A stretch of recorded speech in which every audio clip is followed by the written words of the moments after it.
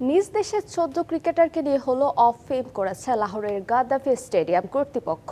আর earners বোর্ডে বৈশ্বিক ক্রিকেটের লিজেন্ডের সাথে জায়গা করে নিয়েছেন বাংলাদেশের মোহাম্মদ আশরাফুল থেকে শুরু করে মেহেদী হাসান মিরাজ।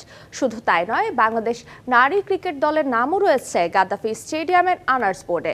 লাহোর থেকে বিস্তারিত জানাচ্ছেন শাহান পাপন।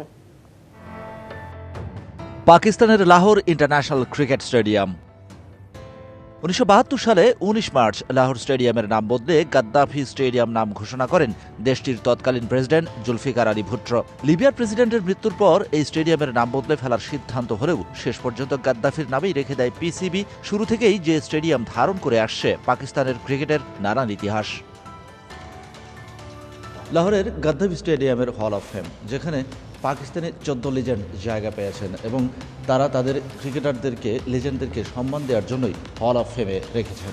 স্টেডিয়ামের ভেতরের দেয়াল জুড়ে জলজল করছে দেশটির ক্রিকেট ঐতিহ্য। গাদ্দাফি স্টেডিয়ামে পাকিস্তান ক্রিকেট দলের নানান স্নায়ুক্ষয়ী যুদ্ধের সব প্রমাণপত্র, কোনোটাতে দ্বিপাক্ষিক সিরিজ, কোনোটাতে আবার বৈশ্বিক ক্রিকেটে নিজেদের দাপটের গল্প।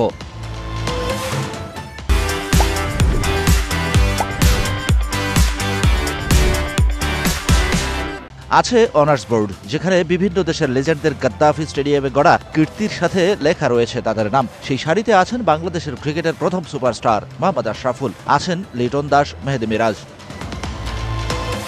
পুরুষদের পাশাপাশি গাদ্দাফি স্টেডিয়ামের দেয়ালে শোভা পাচ্ছে পাকিস্তান নারী ক্রিকেট দলের ইতিহাসও। দ্বিপাক্ষিক সিরিজ সহ আইসিসি ইভেন্টে পাকিস্তান নারী দলের অর্জনের ছবি শোভা পাচ্ছে দেয়াল জুড়ে।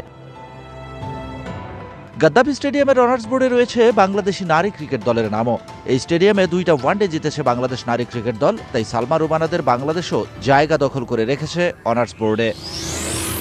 পাকিস্তানের ক্রিকেটের ইতিহাস ঐতিহ্যের এক অংশ লাহোর গাদ্দাফি স্টেডিয়ামের দেয়াল জুড়ে, যেখানে আজকের ক্রিকেটার থেকে শুরু করে জায়গা পেয়েছেন শুরুর ক্রিকেটার সহ লিজেন্ডের এভাবেই সম্মান জানিয়েছে Gaddafi stadium. Shahan Papon, DBC news, Lahore, Pakistan.